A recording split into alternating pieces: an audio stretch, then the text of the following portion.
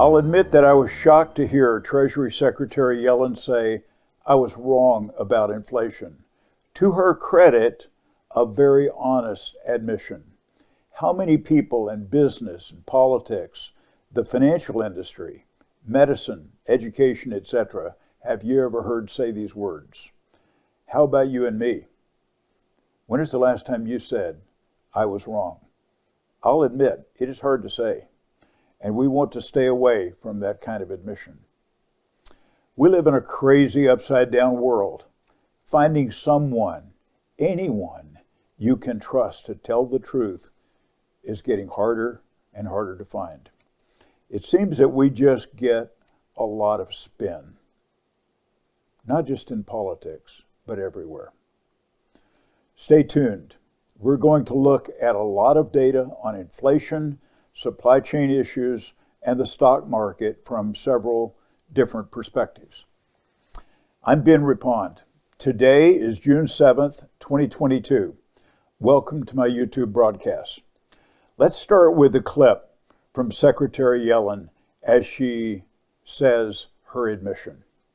Certainly, as the president says, inflation is the number one domestic economic problem facing the United States right now. But it wasn't just the president who got it wrong a year or so ago. I want to play for you what you said about inflation last year. Listen to this.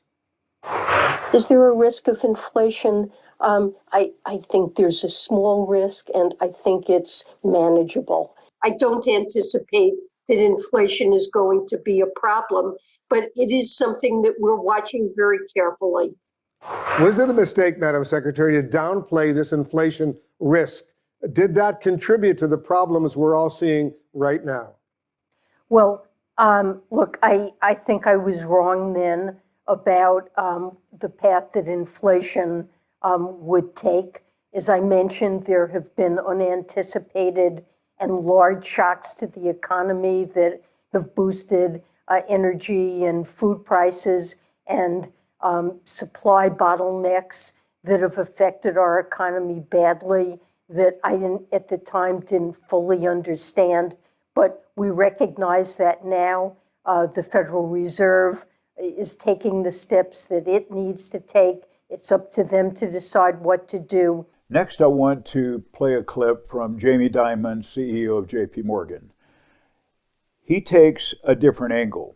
But again, the reason I'm playing this and the reason I played Secretary Yellen's piece is the level, to me at least, the level of honesty that is coming from both of them and how rare that is in today's world.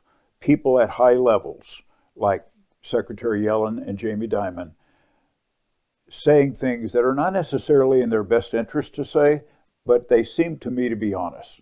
So here's a clip from Jamie Dimon. It's a hurricane.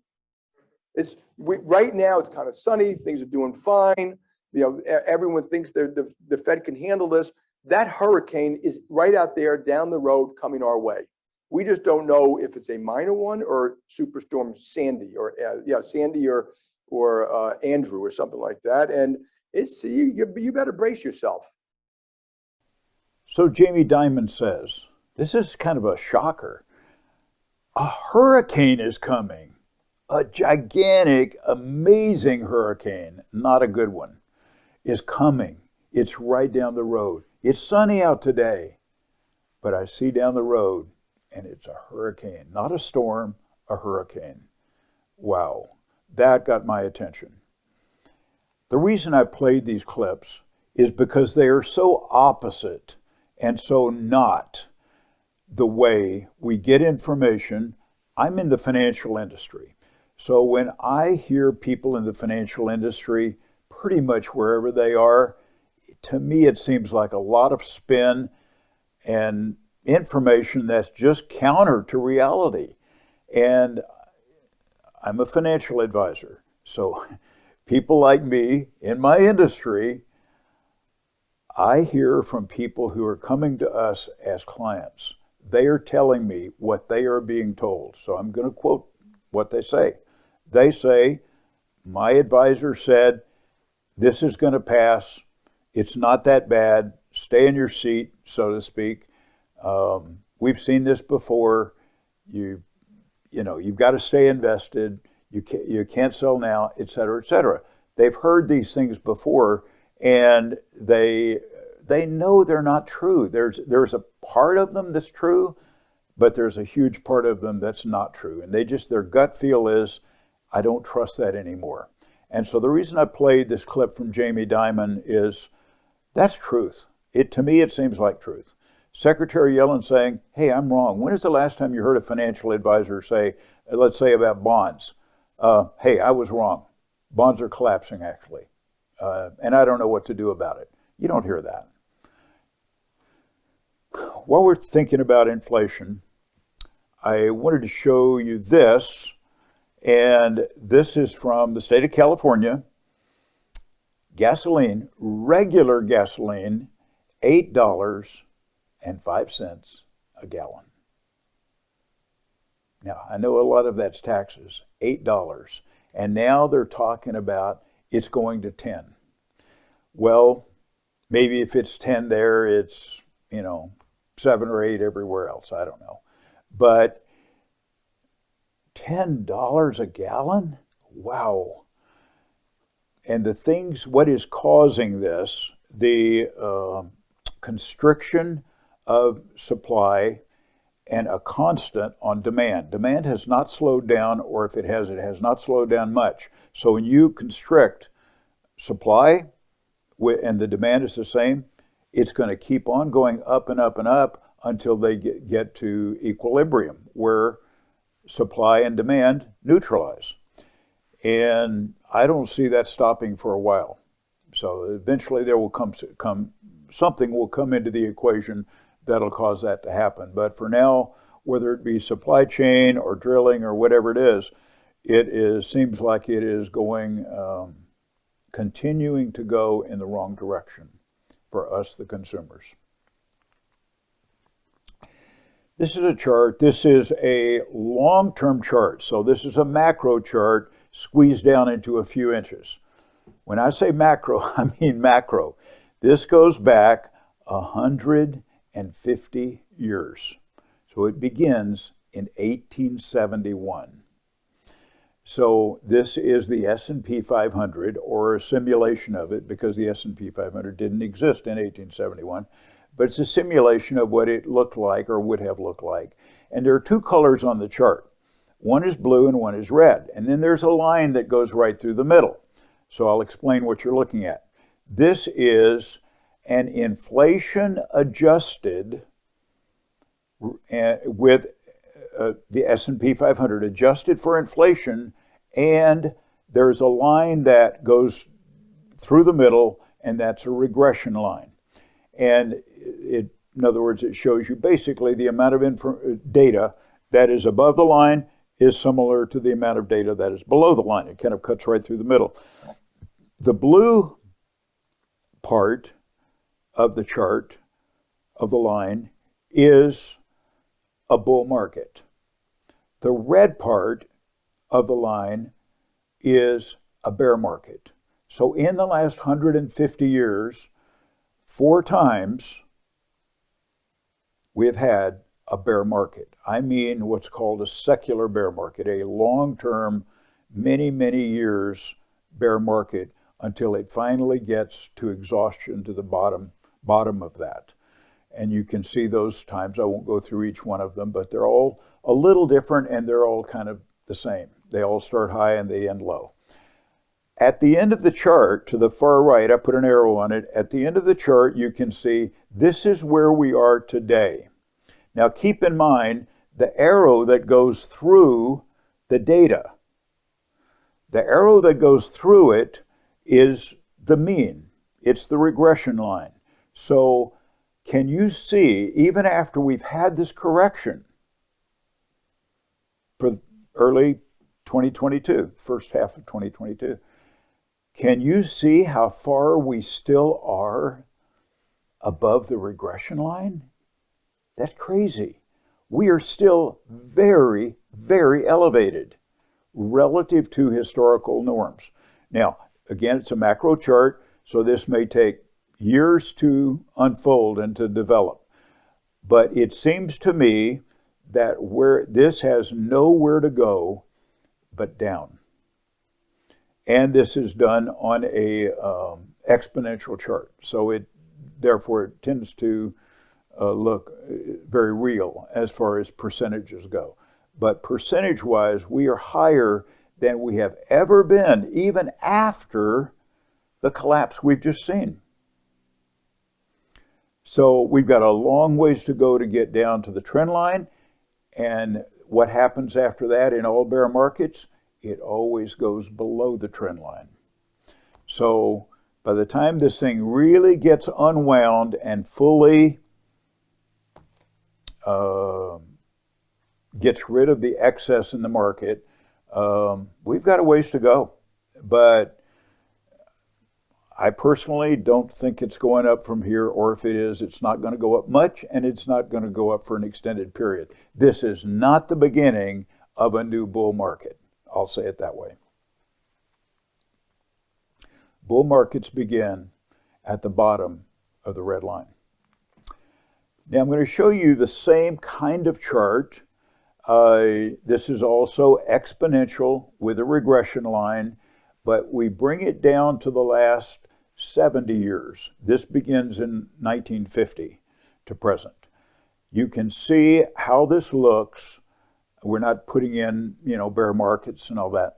So you can see how this looks over this last 70 years. Do you see how elevated we are? How elevated we are relative to the trend line, and how far down we have to go before we get the excess out of the system. I saw this article in Bloomberg, and it said, for intangible asset craze, it's midnight in the stock market. So it caught my eye. Now, I was relating the article to the previous slide I just showed you, showing how elevated stock prices are. So it says this, on the New York Stock Exchange, at the end of 2020, so this goes back a year, so it's the previous year, 62% of companies lost money. They're on the New York Stock Exchange. This is not the NASDAQ or the Russell 2000 small cap. This is the New York Stock Exchange. 62% of the people a year ago lost money. Compare that to 1970. That year, at the end of 1970, 18% lost money. Do you see the difference? 62% versus 18. And here we have these lofty, elevated valuations from the previous chart, how elevated it is, and most of the companies, majority of the companies, are losing money. Does that make sense to you? It makes no sense to me. Do you ever hear that from a financial advisor when they want you to invest in that? No way. That's crazy. And then when you get to the IPO world, which probably relates more to the small cap or the NASDAQ, a little more speculative, less proven companies, 77% of companies who had IPO'd the year before were losing money, compared to 24% in 1980. 77%. More and more losing money and higher valuations. Yeah, it doesn't make sense. Do you think at some point this whole thing's got to come down? I do. I don't expect it today. I don't expect it this month. I don't know if it'll be this year or not. But at some point in our future, maybe it's later this year, maybe it's next year, the year following, I don't know. At some point, this whole thing has got to come down. It's a house of cards. And if they let it truly come down, then we can grow from there. But as long as they keep kicking the can down the road, propping it up, deferring the reality, we're eventually just we're gonna pay for it. So, but I think part of the payment is coming soon. I don't know the date, but I would say when you see how propped up. The valuations are relative to the underlying value. It just doesn't make sense. Okay, I wanted to show you, I'm going to shift over to the economy now. The gross domestic product, which is the output of our economy, so this is a measure of the economy, you can see, and this is a quarterly chart showing, and the reason it's, the bars are real low is because to accommodate 2020, but you can see, going back to 2018, the amount of quarterly earnings there are, quarterly growth there is in the economy, gross domestic product, compared to the previous quarter. So in a good economy, you would want to see the gross domestic product have a consistent level of growth, but it doesn't. It does vary quite a bit over time. So going back almost 5 years, look at the last bar on the right. That is a negative 1.7%. So I just want to put this in context. You can look over this entire period of time and see where things are. This is not a good sign. Now, we're right, here we are in June. At the end of June is the second quarter of 2022. So we will see what happens.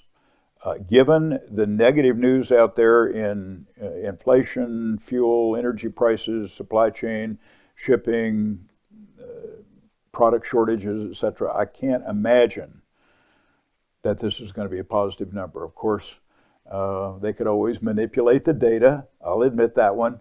But if it's the true data, it seems to me hard that's going to be a positive number. Okay, when you look at construction spending month over month, so this is comparing current month to the previous month. That month's compared to the previous month. So it's going to move around quite a bit, but you can see the positive and the negative. You can see in the past few quarters where we have been to the far right of the chart. Look at the current, months, I'm sorry, not quarters. Look at the current month. Construction spending is way down. An indicator. And it is below what was expected. Now, there is a couple of ways to measure the confidence in the market. One is from the Consumer Conference Board, and these are probably economists and so forth, but they're official.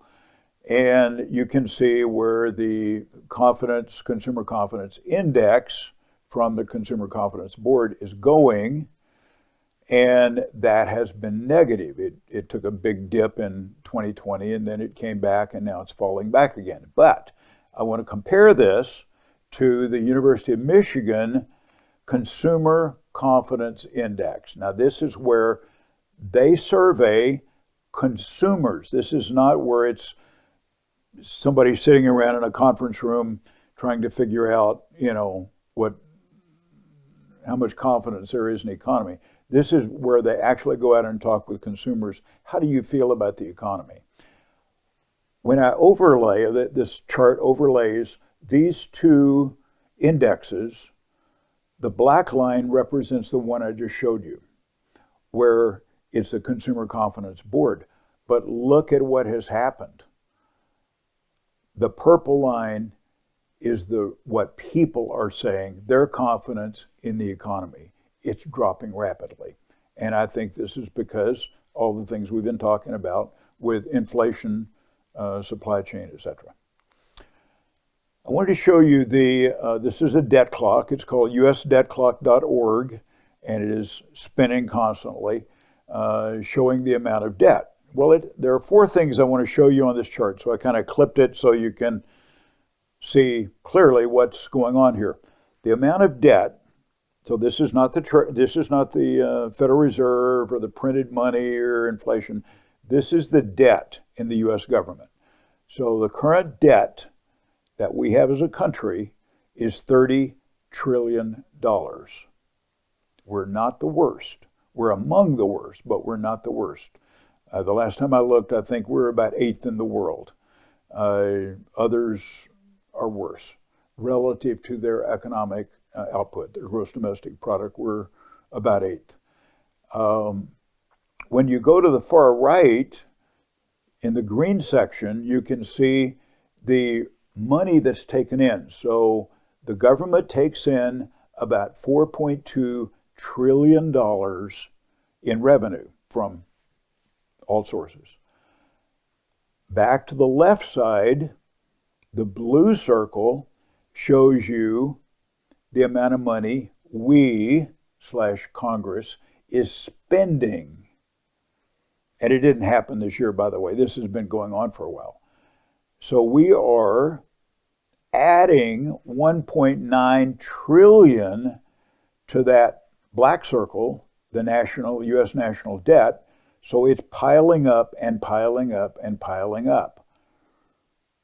We're spending 6.1. So if you're running your household, you would say, if I'm taking in 4.2, I should spend less than 4.2 because I want to put some money into savings. I don't want to spend everything I make.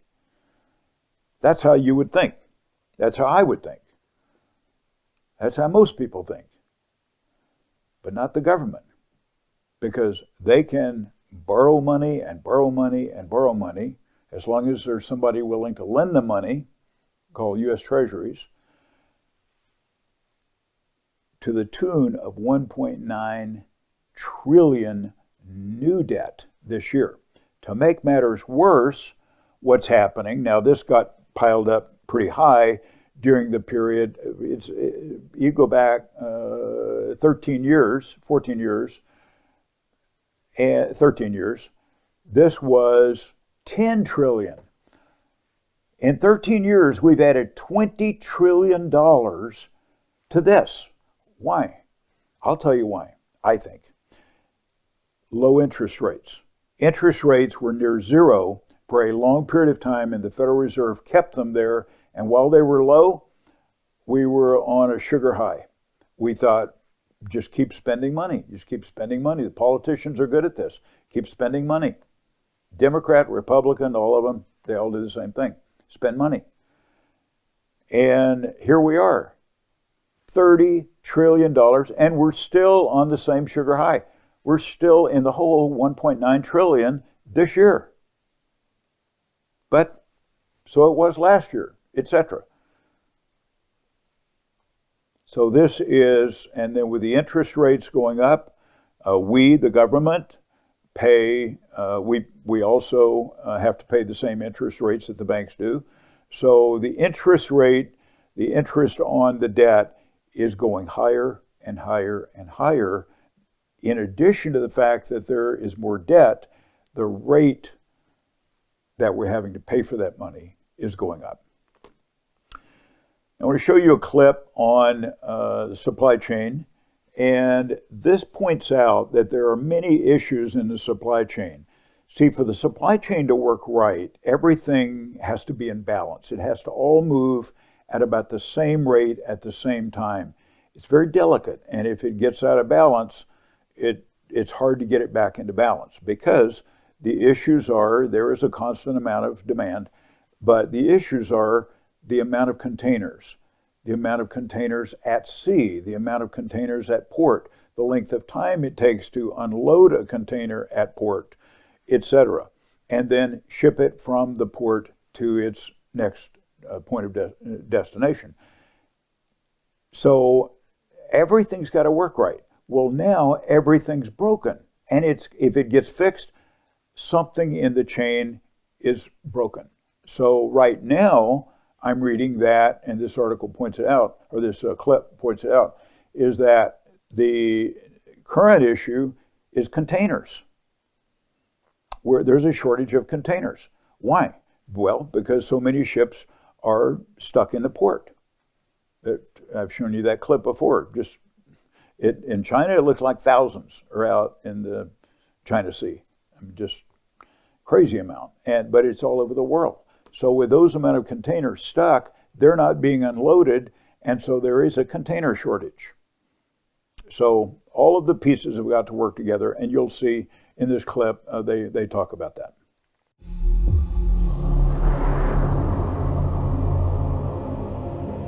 The already stressed global supply chain is all set to face a fresh wave of backlogs, congestion, and shortages as new shockwaves emerge in almost every link of the system. Conditions continue to worsen by the day as Chinese ports operate at bare minimum capacity due to virus-related restrictions imposed by the government. The disruption in the flow of goods in and out of the country is expected to reach alarming proportions and cause serious distortions in the market in the weeks ahead. The problem is particularly worrying between the US and China, the world's busiest shipping route, but the restrictions will have a cascading impact all across the globe. Experts say that the disruption faced last year will be insignificant compared to what is coming. On top of all that, the US is facing a critical shortage of workers that is threatening to result in more delivery delays, empty shelves, and widespread chaos at key container ports. Last week I showed you this. I'm going to show it again because I think it's important. So what can you do about all this? And this is the same list. I'll just comment briefly. What can you do? Watch out for buy and hold portfolios. If you're in one, it's probably not your fault. Somebody delivered that to you and told you it was a good thing.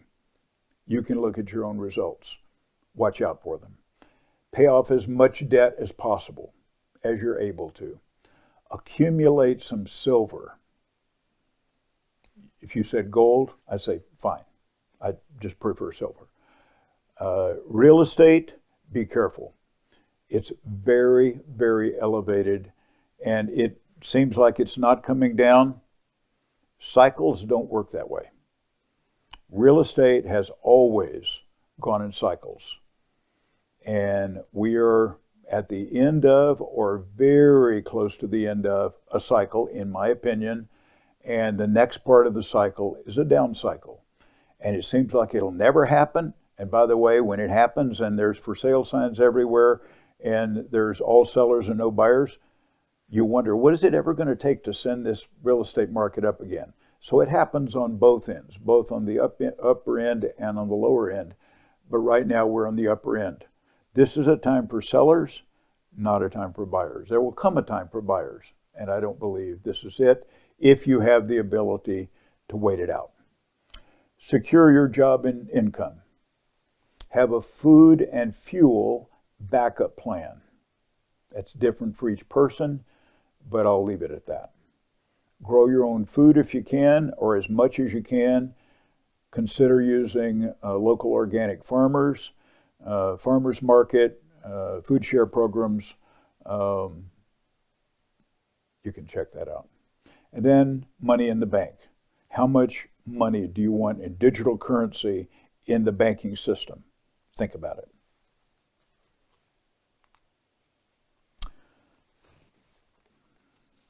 I'm going to jump over to the stock market and show you the results. This is year to date, so I kind of focus on the last column here to show you year to date performance from the Dow Jones Industrial Average down 9%, S&P 500 down 13.8%. The long-term government bond exchange traded fund, TLT, down 21%. This was supposed to be what was going to save you. Guess what? It didn't work. That's why I say the buy and hold model, the asset allocation, 60-40 portfolio, modern portfolio theory is not working. And I don't think they know what to do about it. NASDAQ 100 down 23%. The technology component of the NASDAQ down 26%.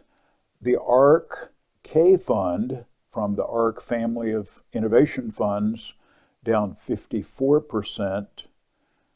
Netflix down 66%. And Coinbase down 73%.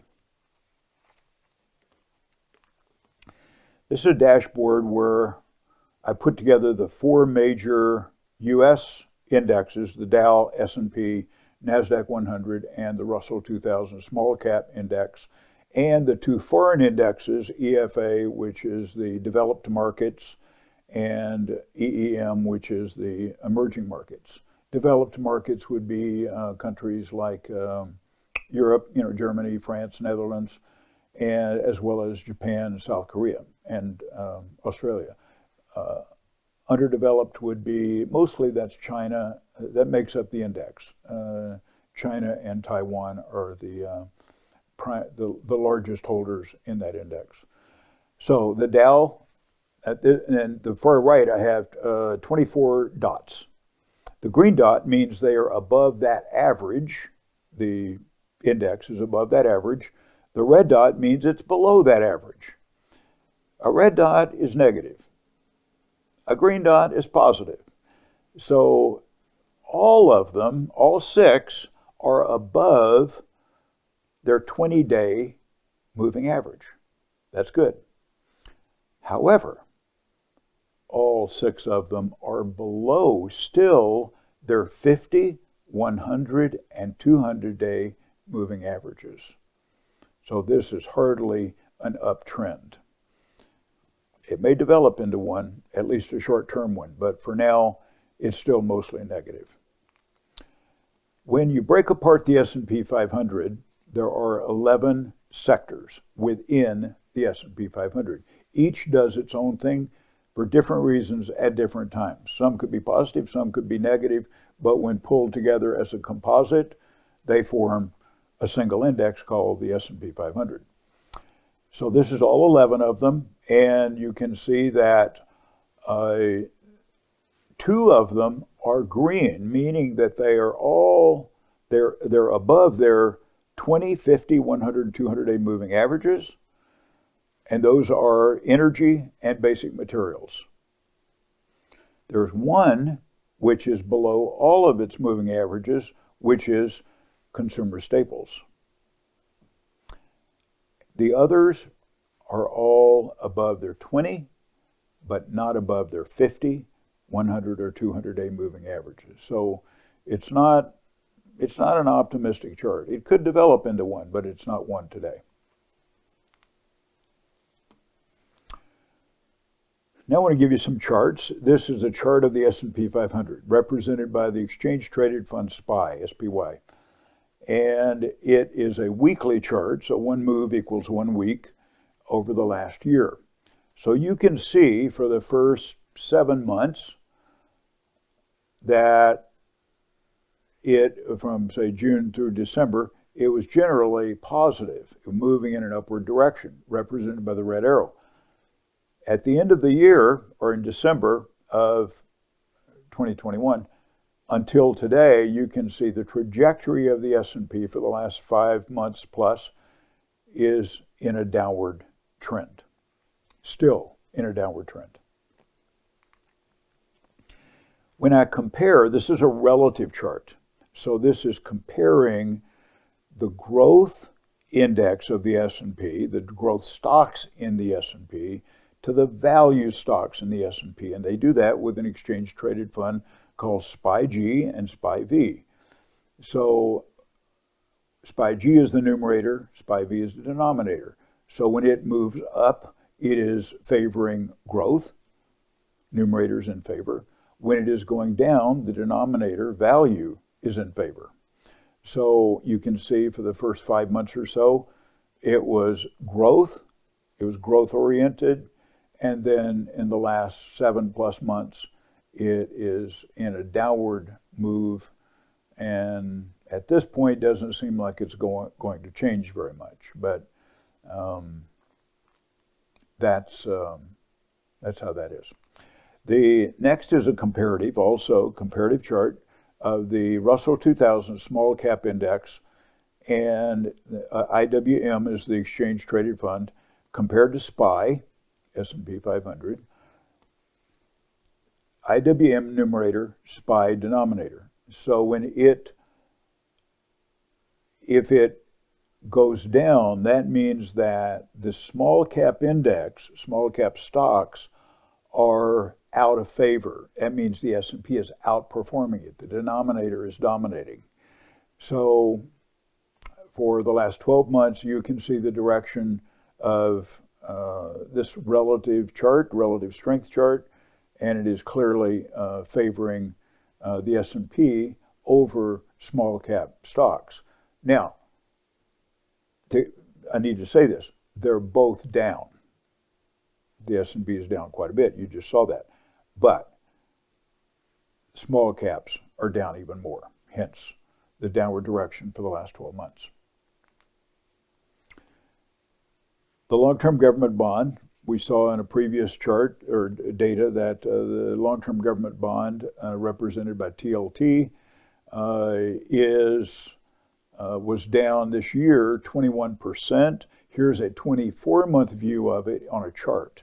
So you can see the red line on the left, the red arrow, showing the decline of that. During that period of time, that's when we exited bonds. This is, a year and a half ago, or 15, 16 months ago. And then the black arrow showing the current decline. And as long as interest rates go up, bond prices tend to move in an opposite direction, and no surprise, they're headed down. How far down will they go? I don't know, but they're down a lot, and it looks like they're going down further.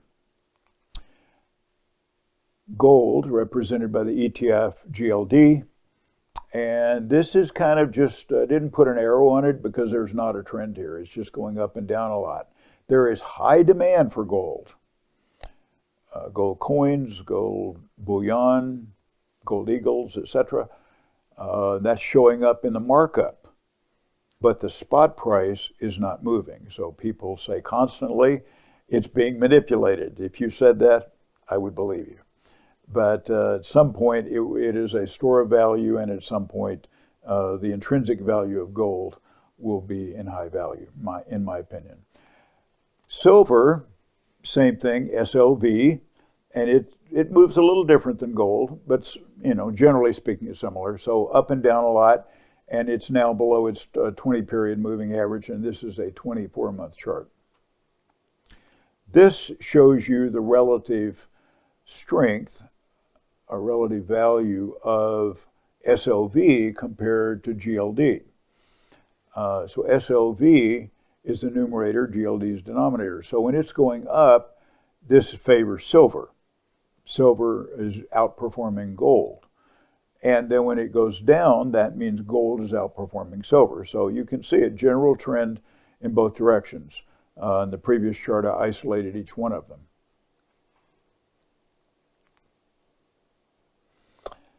I show the volatility index, and it is now at about 24. So 24 is that magic number. It's arbitrary. It's kind of a magic number that people think of is if it's above 24, it tends to be a period of higher risk. If it drops below 24, risk is starting to come out of the market, particularly if it's on its way down. So from a volatility standpoint, the volatility index standpoint, it is still in a short-term downward trajectory.